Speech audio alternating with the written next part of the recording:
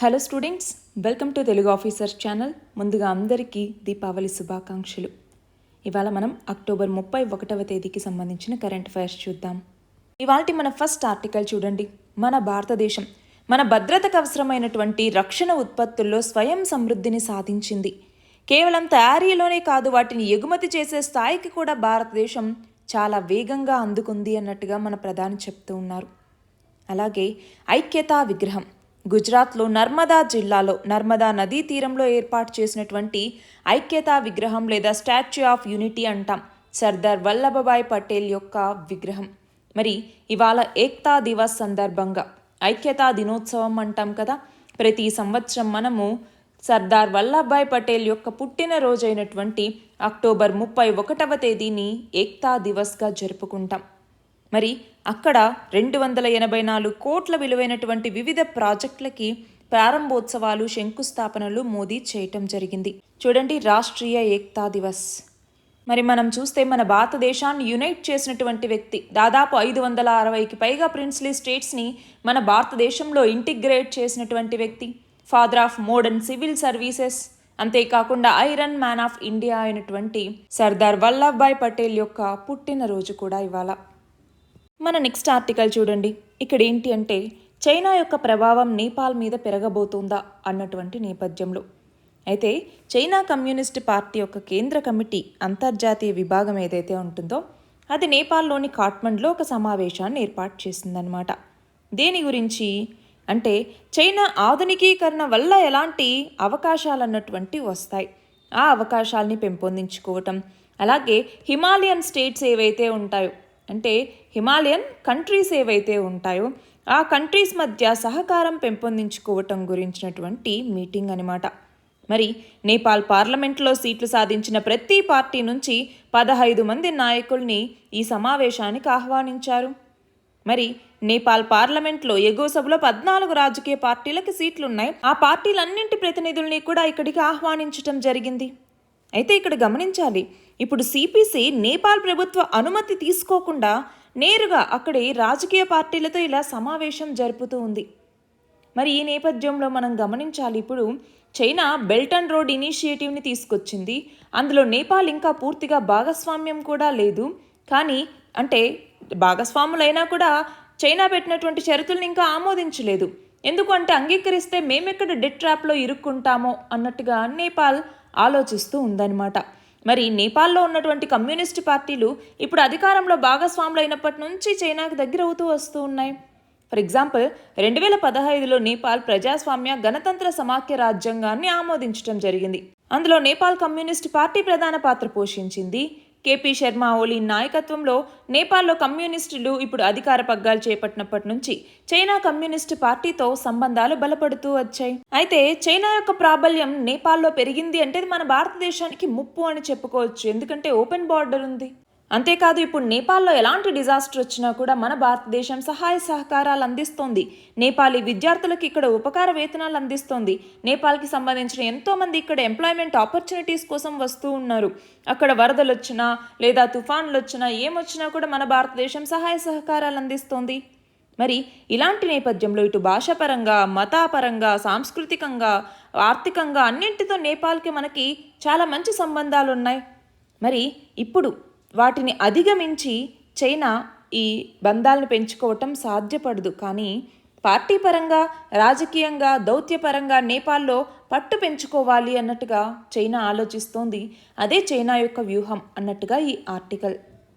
మన next article చూడండి. హెజ్బొల్లాకి కొత్త చీఫ్ రావటం జరిగింది, షేక్ నయీం కాసిం. మరి లెబనాన్లో ఉన్నటువంటి ఈ హెజ్బొల్లాకి అలాగే ఇజ్రాయెల్కి మధ్య వార్ అన్నటువంటిది జరుగుతోంది. మరి ఈ నేపథ్యంలో హెజ్బొల్లా పాత చీఫ్ని ఇజ్రాయెల్ హతమార్చింది. ఇప్పుడు కొత్త చీఫ్ వచ్చిన తర్వాత ఏమంటున్నారు కొత్త చీఫ్, కాల్పుల విరమణ ఒప్పందం జరిగేదాకా యుద్ధం అన్నటువంటిది ఆగవు అన్నట్టుగా చెప్తూ ఉన్నారు. అయితే ఇజ్రాయెల్కి అలాగే లెబనాన్లో ఉన్నటువంటి హెజ్బొల్లా ఏదైతే ఉందో ఈ గ్రూప్కి మధ్య కాల్పుల విరమణ ఒప్పందం అన్నటువంటి జరగాలి, 60 రోజుల కాల్పుల విరమణ ఒప్పందం జరగాలి అన్నట్టుగా చాలా మధ్యవర్తులు ప్రయత్నిస్తూనే ఉన్నారు. చాలామంది దౌత్యవేత్తలు దీనికి సంబంధించి పశ్చిమాసియాకి రావటం ఇవన్నీ జరుగుతూనే ఉన్నాయి. కానీ ఇప్పుడు ఏమంటూ ఉన్నారు, ఇప్పటిదాకా బెంజమిన్ నెతన్యాహు ఇంటి మీద మేము దాడి చేయగలిగాము, కాకపోతే ప్రస్తుతానికి అయితే బతికారు, కానీ ఈసారి బతికే అవకాశాలు కూడా ఉండవు. కాబట్టి ఆమోదయోగ్యమైనటువంటి కాల్పుల విరమణ ఒప్పందం జరిగేదాకా యుద్ధం అన్నటువంటిది ఆగదు అన్నట్టుగా ఇక్కడ చెప్తున్నారనమాట. ఈ నేపథ్యంలో మనం వెస్ట్ ఏషియాకి సంబంధించి జాగ్రఫికల్గా, ఎకనామిక్గా, పొలిటికల్గా వీటన్నింటి గురించి కూడా మనం తెలుసుకోవాలి. నెక్స్ట్ ఆర్టికల్ చూడండి. ఉత్తరప్రదేశ్లో బాలరాముడున్నటువంటి అయోధ్య నగరం 25 లక్షల దీపాలతో వెలిగిపోయింది. 25,12,585 దీపాలని వెలిగించారు. అంతకుముందు ఉన్న గిన్నిస్ రికార్డ్ని ఇది బ్రేక్ చేసిందనమాట. ఇదొకటి. రెండవది, 1121 మంది వేదాచార్యులు ఒకేసారి హారతిని ప్రదర్శించి ఇంకొక గిన్నిస్ రికార్డ్ని సృష్టించటం జరిగింది. మరి ఇది మాత్రమే కాకుండా Myanmar, Nepal, Thailand, Malaysia, Cambodia, Indonesia అక్కడి నుంచి కళాకారులు వచ్చి ఇక్కడ ప్రదర్శనలు నిర్వహించారు కూడా. అంతేకాదు, అయోధ్య ఆలయ ప్రాణ ప్రతిష్ఠ జరిగిన తర్వాత జరుపుకుంటున్నటువంటి తొలి దీపావళి కూడా కాబట్టి అట్టహాసంగా దీన్ని నిర్వహించారు. నెక్స్ట్ ఆర్టికల్ చూడండి. ఆంధ్రప్రదేశ్కి సంబంధించి అనకాపల్లి జిల్లాలో ఆర్సెలార్ మిట్టల్ స్టీల్ ప్లాంట్ని ఏర్పాటు చేయబోతున్నారు. దీనికి సంబంధించి మొదటి దశలో 70,000 కోట్ల పెట్టుబడులు, ఆ తర్వాత రెండవ దశలో మరో 70,000 కోట్ల పెట్టుబడులు పెట్టబోతున్నారు. దీని ద్వారా 20,000 మందికి ఉపాధి అవకాశాలు ఉన్నటువంటివి లభిస్తాయి. అలాగే ఎన్ఎండిసి నుంచి, అంటే నేషనల్ మినరల్ డెవలప్మెంట్ కార్పొరేషన్ ఏదైతే ఉందో దీని నుంచి ముడి ఖనిజం అన్నటువంటిది ఇక్కడికి వస్తుంది. క్యాప్టివ్ విధానంలో ఒక పోర్టును కూడా అభివృద్ధి చేయబోతూ ఉన్నారు. మరి ఈ పెట్టుబడుల ప్రతిపాదనకి సంబంధించి ఏపీ ప్రభుత్వంతో ఈ సంస్థ సంప్రదింపులు జరుపుతోంది. దానికి సంబంధించినటువంటిదే ఈ ఆర్టికల్. ఒకవేళ గనక ఇక్కడ ఇన్ని వేల కోట్ల పెట్టుబడులు పెట్టి ఈ సంస్థని ఏర్పాటు చేస్తే ఆంధ్రప్రదేశ్ చరిత్రలోనే ఇది భారీ పెట్టుబడి అవుతుంది. మరి అనకాపల్లి జిల్లా నక్కపల్లి దగ్గర ఇంటిగ్రేటెడ్ స్టీల్ ప్లాంట్ని ఏర్పాటు చేయాలి అన్నటువంటిదే ఈ సంస్థ యొక్క లక్ష్యం అన్నమాట. ఒకవేళ దీనికి సంబంధించి ప్రభుత్వానికి ప్రతిపాదన ఇస్తే ఓకే అనుకుంటే 2029 సంవత్సరం జనవరి కల్లా నిర్మాణాన్ని పూర్తి చేసి ఉత్పత్తిలోకి తీసుకురాబోతున్నాము అన్నట్టుగా చెప్తూ ఉన్నారు. మరి దీని ద్వారా మొదటి దశలో 7.3 మిలియన్ మెట్రిక్ టన్నులు, అంటే 73 లక్షల టన్నుల వార్షిక ఉత్పత్తి సామర్థ్యంతో ఈ స్టీల్ ప్లాంట్ని ఏర్పాటు చేయబోతున్నాం అన్నట్టుగా ప్రతిపాదనల్లో చెప్తూ ఉన్నారు. మరి ప్లాంట్ నిర్మాణ సమయంలో 20,000 మందికి, అలాగే కార్యకలాపాలు, నిర్వహణ ఇలాంటి వాటి కోసం మళ్ళీ 20,000 మందికి ఉపాధి లభించే అవకాశం ఉంది. దాంతోపాటు రెండో దశ ప్లాంట్ నిర్మాణ సమయంలో కూడా అంతే మొత్తం లేదా అంతకన్నా ఎక్కువ మందికి ఉపాధి అవకాశాలు లభిస్తాయి అన్నటువంటిది ఈ సంస్థ చెప్తోంది. మన నెక్స్ట్ ఆర్టికల్ చూడండి. దీపం 2.0 మనకి ఎగ్జామ్లో అడగచ్చు. దీపం అన్నటువంటి స్కీమ్ దేనికి సంబంధించినటువంటిది అంటే, దేనికి సంబంధించినటువంటిది ఎల్పిజి సిలిండర్స్ని అందించడం కోసం తీసుకొచ్చినటువంటి స్కీమ్ ఇది. అందులో భాగంగా దీపం 2.0 అన్నమాట. దీని ప్రకారం మొదటి సిలిండర్కి అయ్యే 894 కోట్ల రూపాయలని ఇంధన కంపెనీలకి విడుదల చేశారు. నవంబర్ 1వ తేదీన శ్రీకాకుళం జిల్లాలో ఈ పథకాన్ని ఏపీ ముఖ్యమంత్రి ప్రారంభించబోతూ ఉన్నారన్నమాట. దీని ప్రకారం ఈ పథకం కింద 4 నెలలకి ఒక సిలిండర్ చొప్పున ఏడాదికి 3 సిలిండర్స్ని ఉచితంగా అందించబోతున్నారు. దీనికి మళ్ళీ రాయితీ రూపంలో 2,684 కోట్లు ఏడాదికి ఖర్చు అవుతుంది అన్నటువంటిది అంచనా. మన నెక్స్ట్ ఆర్టికల్ చూడండి. స్వర్ణాంధ్ర 2047 విజన్ డాక్యుమెంట్ రూపకల్పనకి సంబంధించి నీతి ఆయోగ్ ప్రతినిధులు, అలాగే వివిధ రంగాల నిపుణులతో ఆంధ్రప్రదేశ్ ముఖ్యమంత్రి భేటీ అవ్వటం జరిగింది. సో ఈ స్వర్ణాంధ్ర విజన్ 2047కి సంబంధించి ఆంధ్రప్రదేశ్ని సుసంపన్న, ఆరోగ్యకర, సంతోషకర రాష్ట్రంగా తయారు చేయాలి అన్నటువంటిది లక్ష్యం. మరి ఇందులో భాగంగా 18 లక్షల మంది అభిప్రాయాలను తీసుకురాబోతూ ఉన్నారు. ప్రతి కుటుంబం నుంచి ఒక పారిశ్రామికవేత్తని తయారు చేయాలన్నటువంటిది లక్ష్యం.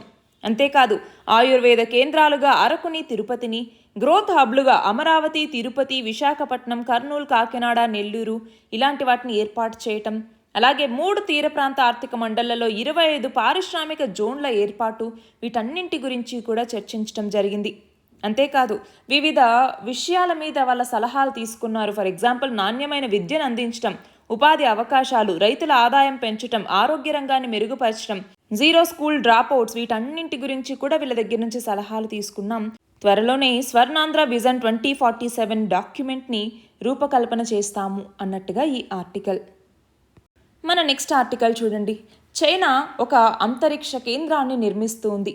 అదే ఏంటి? తియాంగాంగ్ అంతరిక్ష కేంద్రం. మనం చూస్తే ప్రస్తుతం అంతరిక్ష కేంద్రాలు రెండే పనిచేస్తూ ఉన్నాయి. ఒకటి ISS, 2 తియాంగాంగ్ అంతరిక్ష కేంద్రం. ఈ ISS కూడా 2030 కల్లా ఇది ఏమవుతుంది, దాని యొక్క టైం అన్నటువంటిది కోల్పోతుంది. ఆ టైంలో ఓన్లీ తియాంగాంగ్ ఒక్కటే అంతరిక్ష స్టేషన్ ఉన్నట్టు. అందుకే మన భారతదేశం కూడా తొందరగా అంతరిక్ష స్టేషన్ని నిర్మించాలి. 2035వ సంవత్సరానికల్లా మనము భారతీయ స్పేస్ స్టేషన్ని నిర్మించాలి అనేసి లక్ష్యంగా పెట్టుకున్నాం.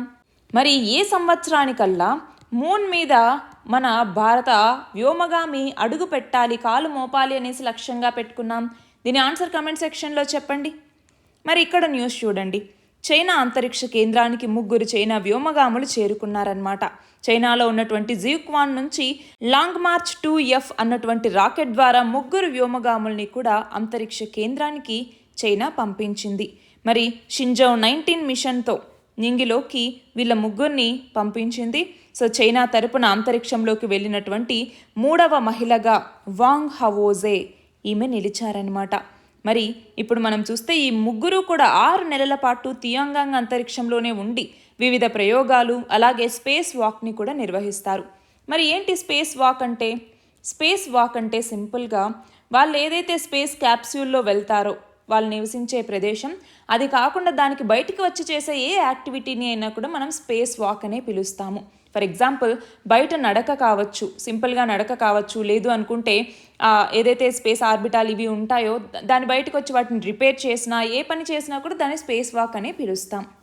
మన నెక్స్ట్ ఆర్టికల్ చూడండి. తెలంగాణ ప్రభుత్వం కుల గణన సర్వేని నిర్వహిస్తోంది. కాస్ట్ సెన్సస్ని. సెన్సస్ వేరు, కాస్ట్ సెన్సస్ వేరు. కాస్ట్ సెన్సస్ అంటే కాస్ట్కి సంబంధించి అన్ని వివరాలు ఉంటాయి ప్రజలకు సంబంధించి. మరి ఈ సర్వేని November 30 లోపల పూర్తి చేసి అప్పుడు స్థానిక ఎన్నికలకు సిద్ధమవుదామన్నట్టుగా తెలంగాణ ముఖ్యమంత్రి కాంగ్రెస్ శ్రేణులకు పిలుపునివ్వటం జరిగింది. బట్ ఈ నేపథ్యంలో మనకి ఏం తెలియాలి?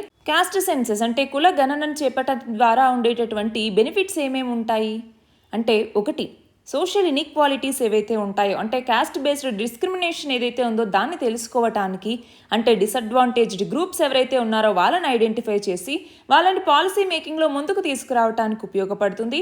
సోషల్ ఇన్ఈక్వాలిటీని అడ్రస్ చేయడానికి, ఈ మార్జినలైజ్డ్ కమ్యూనిటీస్ని అప్లిఫ్ట్ చేయడానికి ఉపయోగపడుతుంది. అట్లానే రిసోర్సెస్ ఏవైతే ఉంటాయో ఆ రిసోర్సెస్ని ఈక్విటబుల్ డిస్ట్రిబ్యూషన్ చేయటానికి, అందరికీ అందేలాగా చూడటానికి ఇది ఉపయోగపడుతుంది.